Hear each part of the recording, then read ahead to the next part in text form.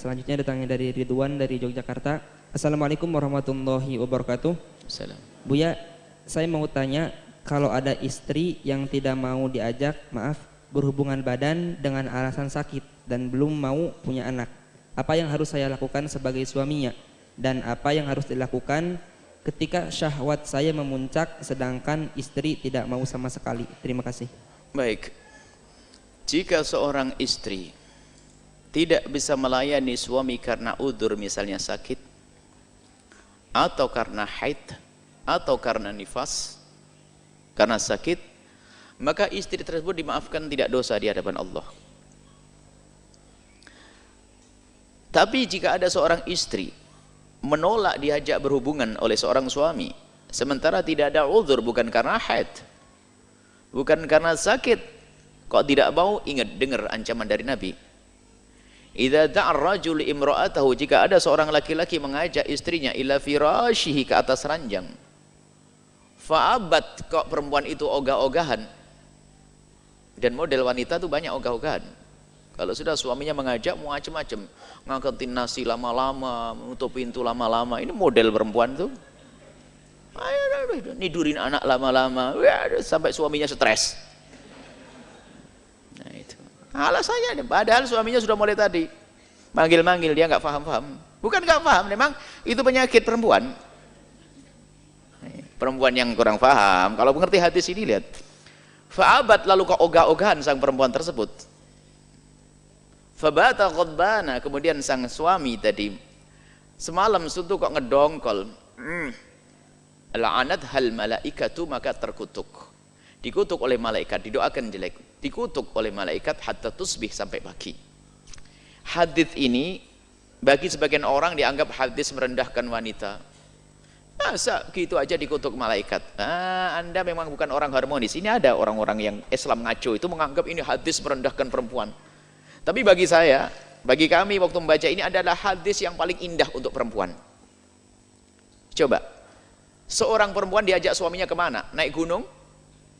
Ngangkat batu? Berjemur? Ke tempat yang paling indah di rumah kita, di atas ranjang. Ini kan paling enaknya, bukan? Kalau ada seorang perempuan suruh ngangkat batu oleh suaminya, kok nggak mau dikutuk malaikat? Bukan begitu kok. Diajak indah, makanya dalam pemahaman kami ini adalah hadis yang paling indah untuk perempuan.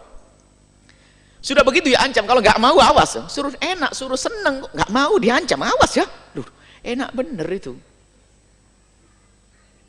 Dikutuk malaikat sampai pagi. Ini hadis paling indah. Artinya apa? Jangan sampai Anda sebagai seorang wanita semacam itu. Dan tingkat ogah-ogahan itu macam-macam, sampai tidak melayani suami, dosa besar. Ada tingkat ogah-ogahan yang tadi itu, yaitu nutup pintu aja lama-lama banget, muter sana ini, ngangetin sayur, ya ada aja. Biasanya nyuci piring besok, gara-gara suaminya pengen langsung nyuci piring malam itu. Ada enggak begitu, Pak? Ada. Wah, nasib buruk tuh. Baik, nah sekarang kalau tidak punya udzur, awas, hati-hati, jangan nolak. Kemudian pertanyaannya, jika Anda seorang wanita yang punya udzur, misal dalam keadaan haid atau Anda sakit, Anda harus menjadi wanita cerdas, aktif, inovatif. Mohon maaf, ini adalah ilmu.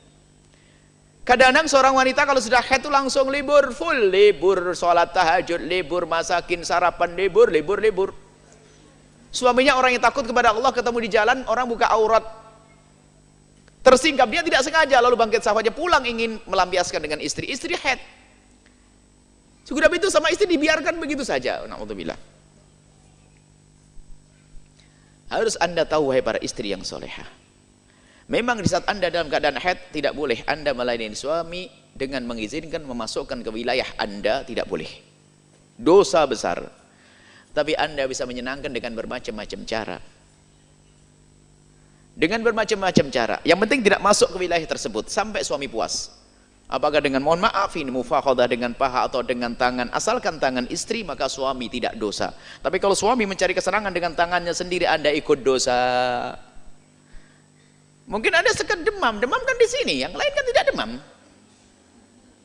Anda layani sampai dia selesai. Ini loh cerdas wanita. Jangan sampai seperti yang bertanya tadi, stres dia. Awas, ya selesai ini, kasusnya sudah selesai. Ya, punya ilmu ya. Nggak boleh suami sampai, karena suami Anda mungkin orang yang sangat soleh, tidak mau melakukan keharaman. Sementara godaan di luar biasa besar. Naudzubillah, lalu bangkit syahwat. Atau ya suaminya, istrinya begitu, gara-gara haid sudah libur semuanya. Anda bercumbu dengan suami sampai dia tuntas selesai. Yang penting jangan masuk wilayah itu. Jangan masuk lewat belakang. Dalam keadaan suci pun lewat belakang adalah haram, dosa besar. Jangan masuk wilayah depan dalam keadaan haid. Kalau Anda punya sakit, Anda bisa melakukan. Yang penting selesai. Suami, jangan sampai suami mencari kesenangan dengan dirinya sendiri. Apalagi naudzubillah melakukan zina di luar gara-gara seorang istri, naudzubillah. Baik. Kemudian sisi lain, hei para suami, termasuk dosa Anda jika memaksa istri untuk melayani dengan cara yang khusus tadi jika istri tidak mampu mungkin dalam keadaan sakit. Anda tidak boleh memaksa istri dalam keadaan sakit untuk melakukan itu. Mungkin ada lain lagi, misalnya istri sakit, sakitnya adalah sakit urusan mandinya. Jadi ada istri kalau kesentuh air, Masya Allah, maka Anda jika kasus yang semacam itu jangan takut mandi. Anda tetap melayani suami, Anda boleh bertayamum. Agak debu, tayamum. Kenapa? Anda kalau bersentuhan dengan air akan merasa sakit, maka tetap ada caranya. Yang penting urusan yang satu ini tolong diselesaikan dengan ilmu juga. Jangan sampai dibiarkan suami terlantar. Nah, suami terlantar stres, naik pitam, makanya emosian. Jadi, dan di sisi lain, wahai para suami, kalau Anda melihat istri Anda sakit, Anda harus mengerti. Jangan Anda paksa untuk melayani Anda dalam keadaan sakit. Apalagi yang mungkin dia tidak akan bisa melakukan. Sampai Nabi itu mengajarkan agar suami itu kalau mau pulang ke rumah itu memberi tanda, jangan bikin kejutan. Bayangkan suami seenaknya, istri lagi tidur enak-enak dibanguni suruh melayani. Ini Anda zalim. Mungkin Anda sudah kasih tahu, Ma atau Umi atau Neng, ya, saya mau pulang nanti jam 12. Padahal kalau sudah ngasih jam itu berarti Anda siap-siap, gitu loh. Yang faham, cerdas, suruh belanja dok cerdasnya, ini kan repot. Seperti itulah. Semoga Allah menjaga kita semuanya. Nah, alasan tidak mau punya anak, naudzubillah. Bagaimana tidak mau punya anak lalu tidak melayani? Dengan ada, kalau belum punya anak, kasusnya adalah banyak hal. Mungkin ada bisa dengan azl, dengan mengeluarkan sperma di luar dan sebagainya, itu ada. Tapi jangan sampai hubungan suami istri seperti itu, gersang itu, panas, tidak indah itu semuanya. Semoga Allah menjadikan hidup kita indah dalam cinta karena Allah Subhanahu wa taala. Wallahu a'lam bissawab.